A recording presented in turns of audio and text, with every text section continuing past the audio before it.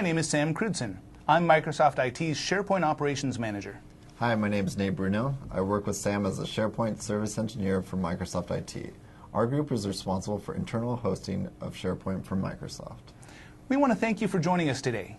We're going to talk about managing a parallel upgrade to SharePoint 2010. This is a new feature added to SharePoint 2010, which allows you to upgrade one or more databases at the same time. Parallel upgrades work best when you're upgrading from SharePoint 2007 to 2010, or even if you're just going from build to build in 2010. In both cases, this feature has the potential to save you a lot of time when executing your SharePoint upgrades. And I'll be doing a demo shortly that will show you how to upgrade your SharePoint 2007 content databases to SharePoint 2010 using the SharePoint Parallel Upgrade technology. Now, before we begin, I'd like to discuss the differences between the two types of upgrade methods that you can use today for SharePoint 2010, in-place and database attach. With an in-place upgrade, you can install SharePoint 2010 on the same hardware and upgrade the content and settings as part of a single process. Sam, something to note about using in-place upgrade for SharePoint 2007 to 2010 is that SharePoint 2010 only supports 64-bit hardware, so the in-place method won't work if you're upgrading from SharePoint 2007 environment, which is currently on 32-bit hardware. That's correct. At Microsoft, our team went with the alternative method, database attach. Now, with database attach, you can set up a parallel 64-bit 2010 farm, detach the content databases from your 2007 farm, and then attach the 2007 databases to your new 2010 farm in order to run the upgrade. And this is where the parallel upgrading can occur. That's correct, Nate. Now, there are some drawbacks to this method versus in place, however. First, you'll need additional hardware, and of course you'll need to copy any customization and settings from your old farm to your new farm before running the upgrade. That's great, Sam. On that note, let's kick off the demo. I'll be using the database attach technique that Sam explained with 3 content databases from my 2007 farm. I have the 3 mount database PowerShell scripts that will attach the database to the farm and start the upgraders. And here they are right here. There's 1, 2, and 3. Before I run the upgraders, let me show you how we monitor the upgrade in MSIT. First, real-time monitoring, and then a data collector set, which you can analyze after the upgrade. The way you create the data collector set is first go to the perfmon tool, and I click the start and click perfmon, open that up. Once you're in the tool, click data collector set, user defined, right click new, data collector set. And here you want to call it something relevant. I'll call it IT Showcase Demo 1. Create from template, click next. You want to choose system performance, then click next. This will ask you where you want it to be saved. I picked a generic root directory and click next. And this is where you finish. Since I have one already created, let me cancel this one out.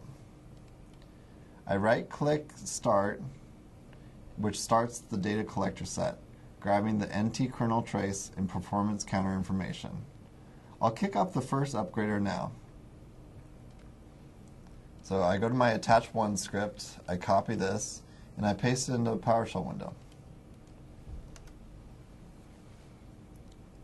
So while this is running, I'll open up Central Administration and check out the upgrade status. So I open up Central Administration, go to Upgrade and Migration, and then check Upgrade Status. And sometimes this takes a second to load. Oh, this is cool. This is a new user interface that wasn't there in the previous version. In SharePoint 2010, we didn't have anything like it. That's correct, Sam. What's cool about this UI is you can see the details of your upgrades, such as when they started, how many warnings and errors each have, and a link to the individual upgrade logs. This is a new feature in 2010 as well. You'll notice that each content database has their own upgrade log, which makes it easier to troubleshoot later if any errors should occur. Okay, let me fire up another PowerShell script to show the parallel upgraders working. So I go to my attached to script, copy this, and go to another PowerShell instance and click Enter. And once this is going, let me open up Resource Monitor just to show you how you can do some real-time data collection. So I go to Performance, go to Open Resource Monitor, and right here you can see that CPU is about 79%, Disk is quite high. Networks, not used very much because we're on a VM. In memory is performing well. And so let me kick off the last upgrader just to show that we can even do 3 at a time. So I created my PowerShell window and click Enter. So let's check the central administration update status to see if there's 3 in progress right now. So I'll go back to central administration.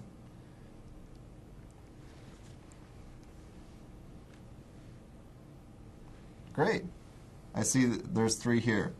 Usually I'll wait until the demo is completed before stopping the data collector set, but I want to show off some of the cool content it creates for you that you can present to your team or an upper manager that might want to know how the upgrade went or if you hit into any potential performance problems. So I go back to the performance tool, go to my IT Showcase demo, and then I go to Reports, User Defined, IT Showcase demo, and check the report. And this sometimes takes a second to load, but it looks like it rendered perfect this time. From here you can see what resources were causing issues, which processes were taking the most CPU, which processes were taking the most memory, etc. This is a lot of great data that you can use when planning future upgrades. So why is performance such a big concern when upgrading? Turns out performance is a big concern. If you're running too many threads at once, this can cause disk queuing and SQL blocking, which can potentially impair your deployment speeds. Now, is there a maximum number of threads for a given upgrade, or a way to determine that number? In our testing, we have found that disk I/O was the biggest limiting factor, and it was best to run 1 upgrader per SQL spindle. In our MSIT farms, we were stable running 6 threads at once per SQL instance. Okay, looks like the upgraders are done. Let me take a look at the status page. They're all marked success. This is great news. Thanks, Nate. That was a great demo of Parallel Upgrade. It's easy to see how you could watch your performance counters to figure out how many database upgrades your hardware is capable of performing. By doing a lot of databases in parallel, you can potentially save a lot of time.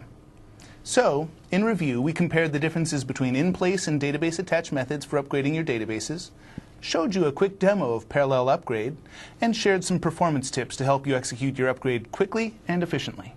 If you have questions about parallel upgrades or want to learn more, I put up a recent post on my blog on this very topic at blogs.technet.com/NAFBR. Thank you for joining us. See you next time.